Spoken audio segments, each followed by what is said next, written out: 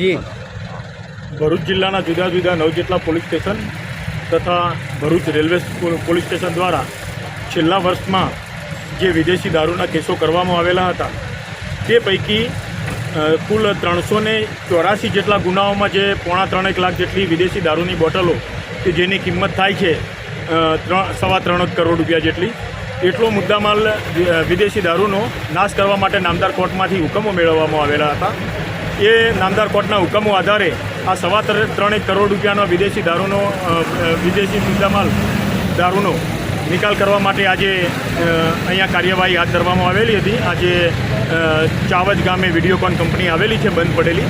ત્યાં પ્રાંત અધિકારી મનાણી મેડમ, પછી રેલવેના નાયબ પોલીસ અધિક્ષક શ્રી ગોર સાહેબ તથા નશાબંધી અધિકારીની હાજરીમાં આજે આ વિદેશી દારૂના નાશ માટેની કાર્યવાહી હાથ ધરવામાં આવેલી.